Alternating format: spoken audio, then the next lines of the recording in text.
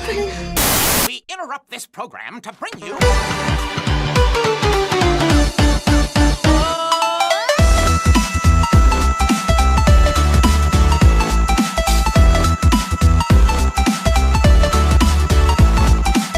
All right, everybody, welcome back to another episode of The Real Review. My name's Kevin. My name is Adam. And I'm Julie. And we are your own movie guys. And today, we're going to be taking a look at Everything, Everywhere, All at Once. Directed by Dan Kwan and Daniel Schern. Stars Michelle Yeoh, Stephen Chu, and Jamie Lee Curtis. A middle-aged Chinese immigrant is swept up into an insane adventure in which she alone can save existence by exploring other universes and connecting with the lives she could have led. Guys, this is another one of those movies that popped up where I didn't know if I was going to like it. When I saw the trailer, I'm like, this is really out there. And it kind of also slipped under the radar in some regard, I think, too, because it had a weird, release, right? I don't know if you guys kind of remember where I saw, it was kind of like a hearsay kind of movie, right? At first, there wasn't much advertisement for it, but when it came out, it was one of those movies that everyone kept talking about, and it felt like it was kind of overinflated for me. So when I went to go watch it, I'm like, oh man, I'm not going to feel like this, especially when you start hearing it was nominated for Best Picture, Best Actress, Best every goddamn award under the face of the planet they decided to give this movie. And once I watched it, yeah, it was really good. I had a really good time with Everything, Everywhere, All at Once. It gave me a whole new perspective, I think, on filmmaking that I didn't know that I was looking for. And it showed me how you can take a genre that I thought was made one way and flip it on its head, because this is one of the best movies I've seen in quite a while, just for the sake of maybe the story isn't wholly original in its own way, but its way of telling the story, I think, was incredibly unique and entertaining. Adam, how about you? How'd you do with this movie? So I'm in the same boat that usually when something is talked about and talked up, it usually will let me down. It's never as good as whatever anybody has said. But this one, it was definitely, it was really good. I really enjoyed this one. Okay, yeah, so Adam's feeling it. How about you, Julie? What did you think of this one? I really enjoyed this movie. It was fast-paced. There was a lot going on, but the theming throughout it was really beautiful. You know, the mother-daughter relationship, feeling complacent in your life, marriage turmoil, or, you know, the expectations between a father and a daughter. It really hit a lot of key life experiences that a lot of people have and told that story and journey in such a unique way. It took the Marvel formula. It stole the Marvel formula right under its nose and said, I'm going to tell a more interesting story than you guys did. And, you know, it's funny because a lot of the time when I was watching this, I kept thinking of Shang-Chi. And it's kind of hard not to. It's just as far as, you know, what Marvel was able to do with, you know, pretty much like a Chinese level of storytelling, you know, with the martial arts and the ancestry and stuff like that. And Shang-Chi, while it did well in some places, I felt like it faltered a lot of the time, especially with its visuals and use of martial arts were never as interesting. Everything Everywhere All at Once had some of the most perfect setup choreography I've seen in a movie, and it's only enhanced because of this movie's it's a visual storytelling that it takes it to a different level.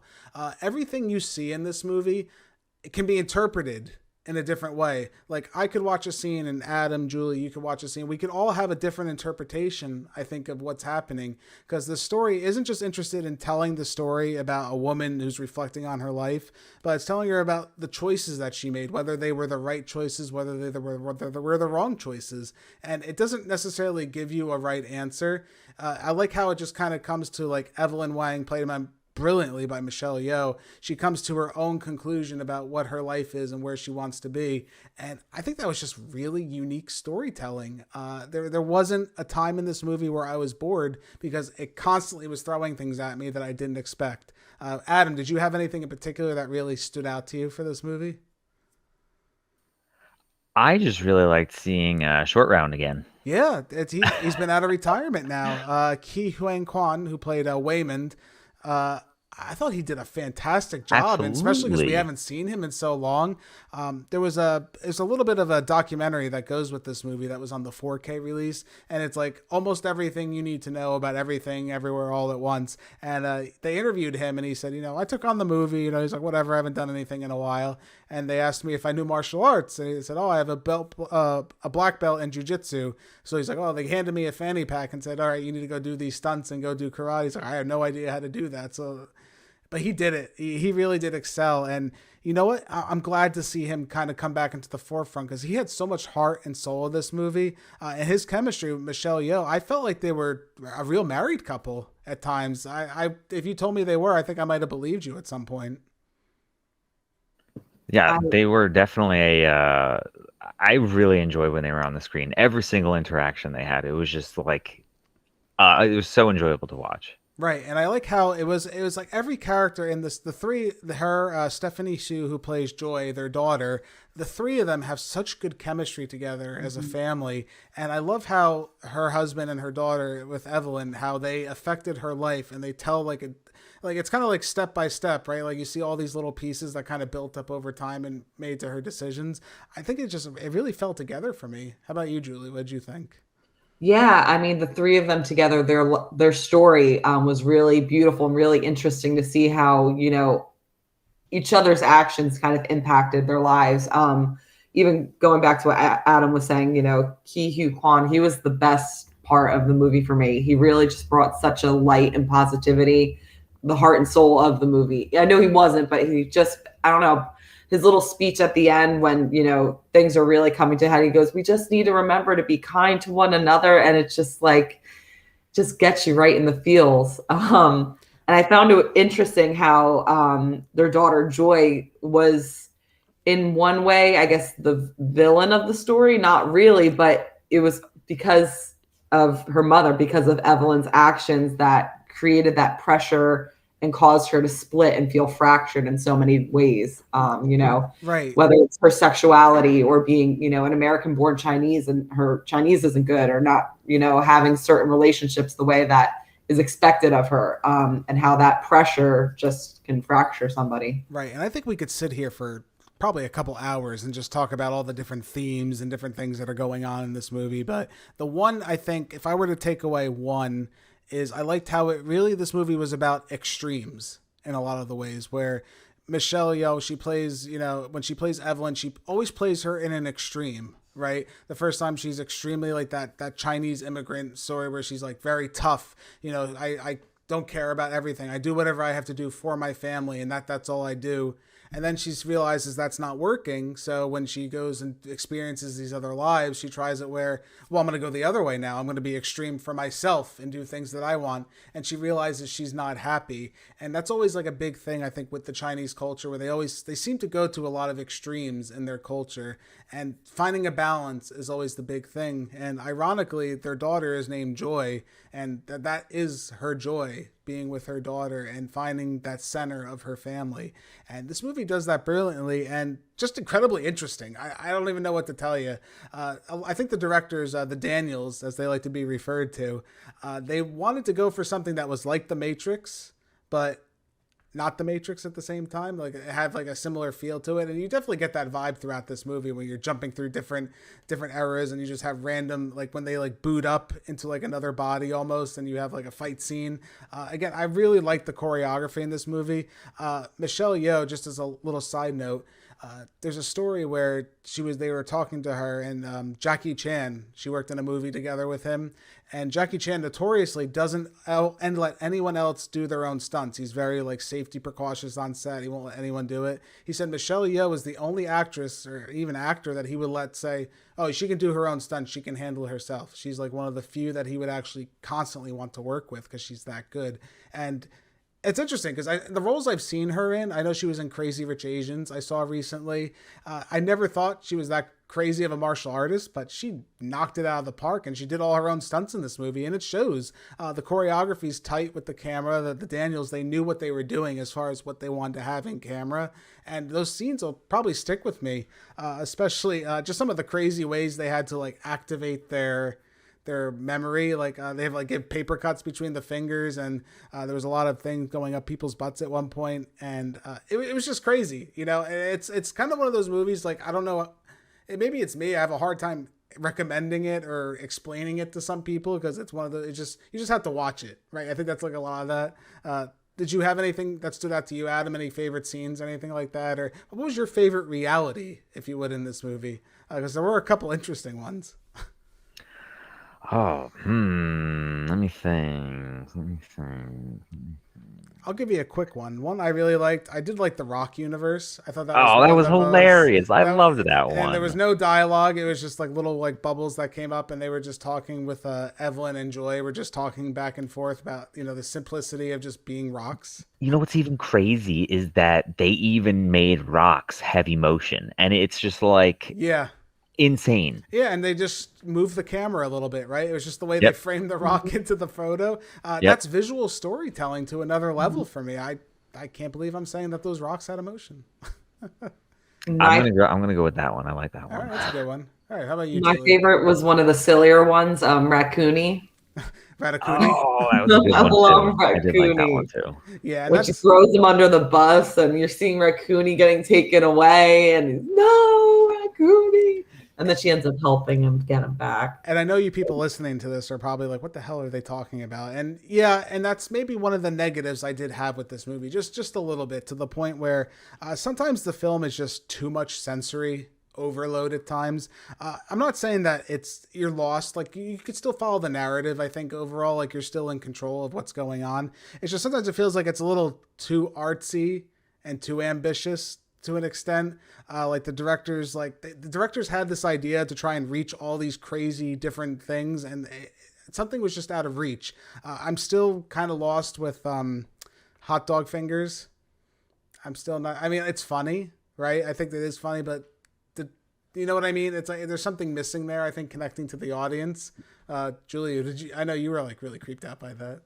Hot dog fingers are gross, but on the second viewing, I think it kind of helped. I know we were having like a disagreement about it, but it showed the vulnerability in Jamie Lee Curtis's character. I guess like the IRS agent, and showing, because in that universe, her and Evelyn have a romantic partnership, I guess. But there's Tip, because Evelyn's so freaked out by the hot dog fingers, she's like pushing her away, and you see Jamie Lee Curtis is so visually upset. And then after like that final hot dog finger universe encounter, the two of them in the actual reality are talking about, she had a husband that left her, and, they're just looking for friendship and love.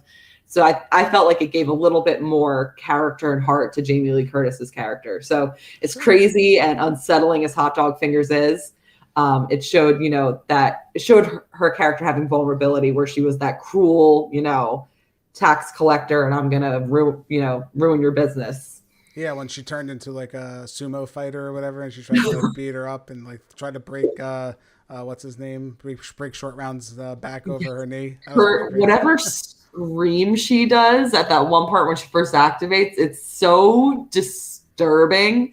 It instantly brought me back to Freaky Friday when she does that I'm old, but it's when the like screams. Yeah, It was Jamie Lee very Curtis. unsettling. Yeah, she got nominated, I think, for Best Supporting Actress for this movie. So that was her first ever nom for an award for a movie. So that's pretty good for her. Like, congratulations. She well earns it. She has some really good chemistry, I think, with Michelle Yeoh and everyone as well. Like you said, hot dog fingers, I get it, but it just seems like a little out of reach for me. Even like the 2001 A Space Odyssey, where they're just monkeys randomly and they're just smashing things. Like, okay, like I get they're trying to be again, be everything everywhere all at once, as the title ensues, but sometimes it just feels like a little too much overload, and maybe just trimming it a little bit would have helped that. But overall, I think this was a really fantastic movie. So I think we're at that point where we're gonna give our final scores. I'm gonna give Everything Everywhere All at Once a 9 out of 10.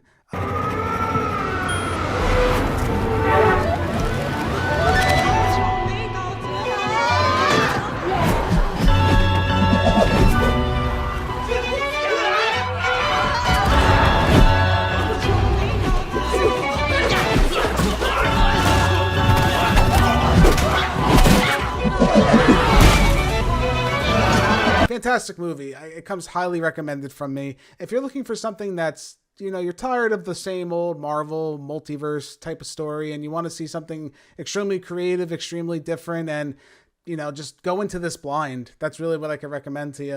If you see the poster, it has a bunch of crazy stuff on it. That's what you're in for. This movie is an acid trip without doing drugs. And it's even a little bit more from that. It's a spiritual quest. It's going to have this story, I think, that will resonate with a lot of people, especially whether you're younger or older. I think there's a little bit of something there for everyone that they can relate to. And, all the praise it's getting, it's one of the few films where I will say, yeah, I think it deserves it. Adam, where do you stand with this one? I will also give it a 9 out of 10.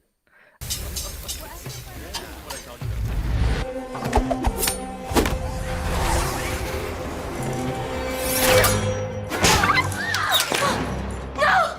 Johnny!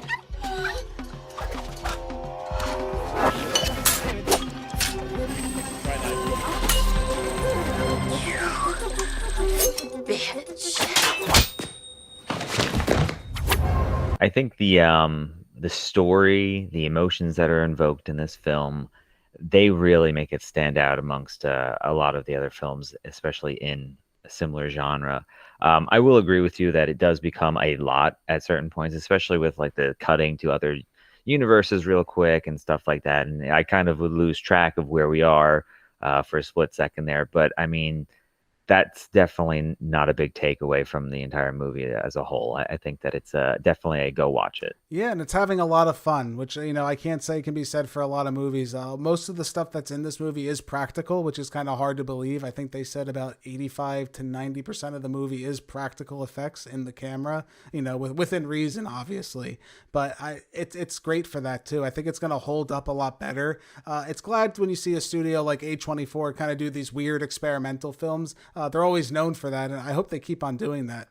Julie, where do you stand with this one? I'm going to give Everything Everywhere All at Once a 9 out of 10 as well.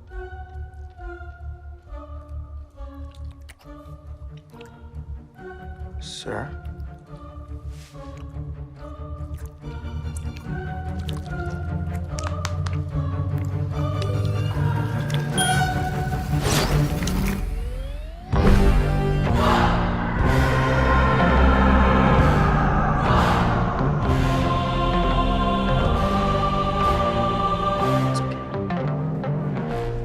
Okay, sir. That's enough.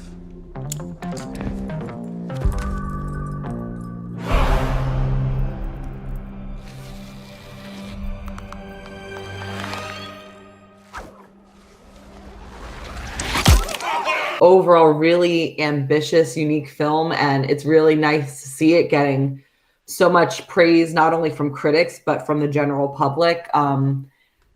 In all areas, it really is such a unique movie, in sound design and costume design. In addition to the storytelling and performances, it's something that repeated viewings are going to bring more and more things to light and more appreciation. Yeah, it's one of those interesting films where I think it'll appeal to two different types of audiences. I think a casual audience will have a well enough time with this. They'll watch it once, maybe twice, and, call it a day and got what they wanted out of it. But those looking for something a lot deeper, especially for someone who wants to examine film and see, what goes into that process and to see what can be told as far as storytelling, there's a lot there to unpack. And I think this movie is something that we'll be discussing for a long time, even post the awards season. I could see this being a topic of discussion among filmmakers. So congratulations, they got nominated. Best of luck with the award season. Hopefully we get to see more from the Daniels in the future with what they can bring to the table. So again, guys, thank you all so much for joining us for this episode of The Real Review. My name's Kevin. That's Adam. That's Julie. We are The Real Movie Guys. Real guys, real movies, real thoughts. We'll catch you next time. Bye. Bye. If you guys like what you've seen here today, consider giving this video a like and leaving your thoughts in the comments below. If you want to stay up to date with everything Real Movie Guys related, make sure to hit that subscribe button and check us out on Instagram, Twitter, and Facebook. And don't forget, all you audio listeners at home, we are available on many podcasting platforms. Just search The Real Movie Guys, you should pop right up. Thank you again all so much for joining us on this episode of The Real Review. We are The Real Movie Guys. Real guys, real movies, real thoughts. Catch you next time. Future with what they